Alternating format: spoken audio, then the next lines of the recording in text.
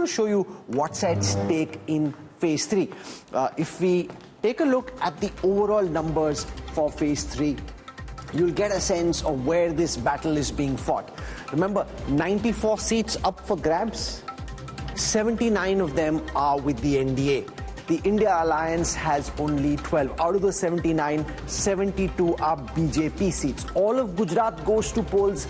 Northern Karnataka, which is very strongly in the Lok Sabha context, BJP bastion goes to polls, and there are polls in Uttar Pradesh as well.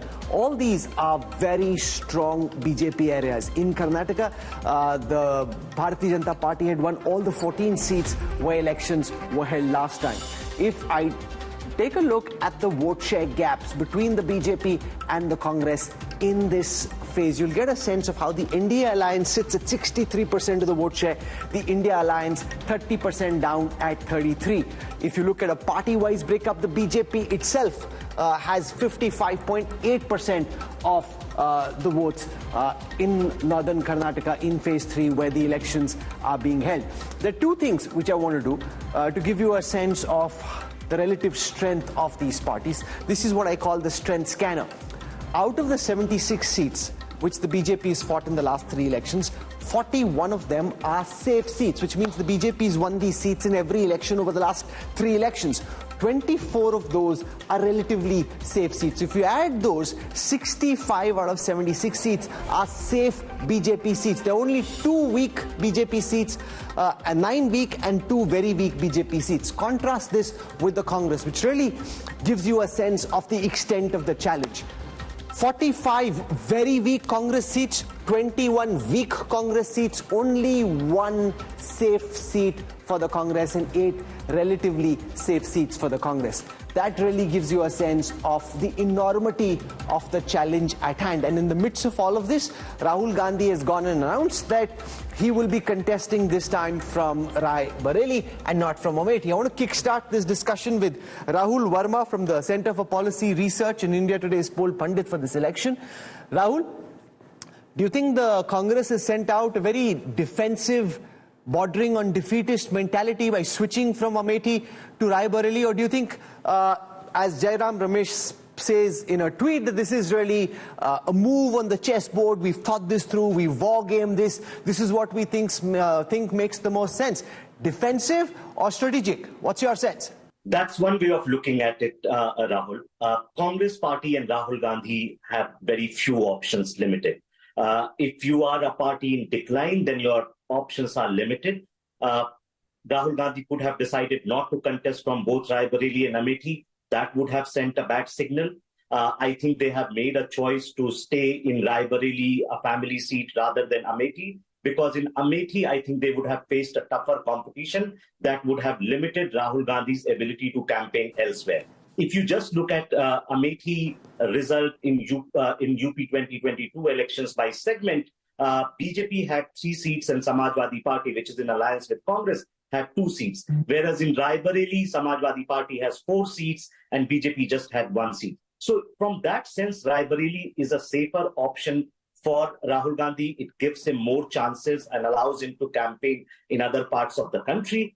So they have chosen a safe option, which will give a sense of what you're saying as defeatism. But I think given the limited number of strategies they could have deployed, going with a safer option is a much better strategy at the moment. You're saying better safe than sorry, rather than run the risk of losing again and that being the end of your political career in the heartland? Pick the safer option. It won't end political career of Rahul Gandhi. See, Dinah's career ends largely when their party decides to not run them again. Sort of like what happens with members of political families, that unless their parties keep renominating them, they will continue to have that career. This is, I think, a difference between if you come from a political family versus not a political family. Even when you lose, you still have an option to run on the party ticket. I want to show you this quick analysis done by the India Today Data Intelligence Unit, which looks at how the Congress's vote share in Amethi, which was 66% in 2004, went up to 72% in 2009, came down to 46% in 2014, and then went down to 43.86% in the last election, which is when the BJP becomes the #1 party there by picking up 49.71% of the vote share. And the Congress's vote share actually at that time comes down to 44. So in Amethi, the Congress's vote share was coming down. The BJP was already at least 5% ahead, and therefore Rahul Gandhi said, why take on this battle where the odds are really against me? If you look at the assembly segments breakup, so in 2014, in all the 5 assembly constituencies of Amethi, the Congress had won. And then in 2019, in the Lok Sabha elections, apart from Amethi itself, which they won by a very narrow margin, in the other 5 assembly constituencies, in the other 4 constituencies, the Congress actually was trailing the BJP. If we come now to the assembly elections of the last 2 times and take a look at how the assembly segments have moved from the 2017 assembly elections to the 2022 assembly elections, the BJP has become stronger. And the Samajwadi Party is, is there, but basically the BJP has been gaining ground in the Lok Sabha and the assembly context. Let's now, from Amethi, cut to Rae Bareli.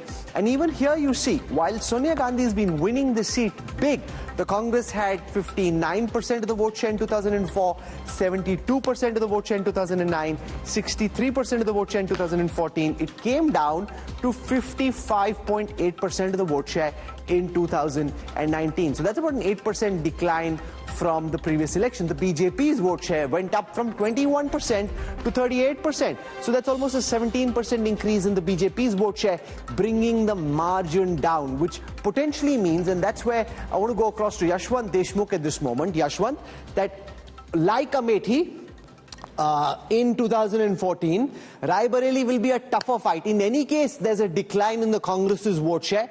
Now the BJP, because Rahul Gandhi is out there, the BJP will want to punch him and bring him down. They'll make it tougher.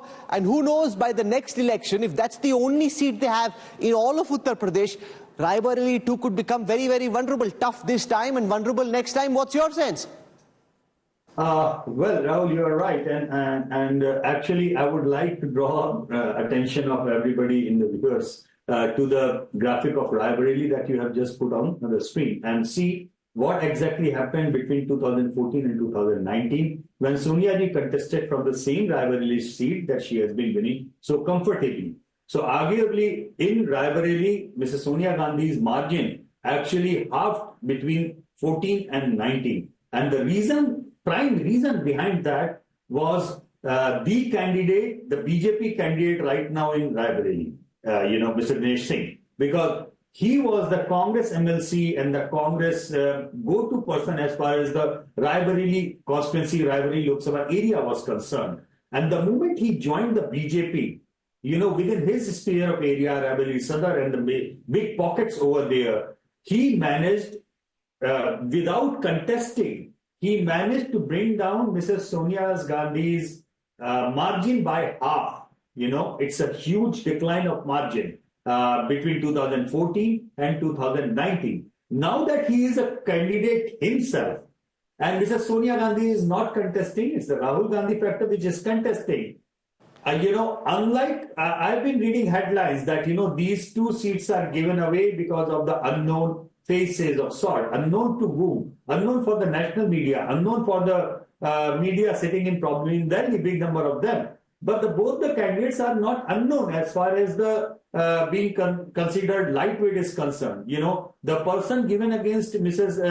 Smriti Irani in Amethi might be a low-weight candidate when considered if Rahul Gandhi or Priyanka Gandhi would have contested Amethi. But the candidate given by the BJP in Rae Bareli seat cannot be treated in the same way. I mean, it's something which we have to see with a very close lens, in that way, that anybody who is considering that Rae Bareli is a cakewalk or walkover for Rahul Gandhi, given Dinesh Pratap Singh is contesting, probably has to go back to the drawing board and understand that. That's an important point you make.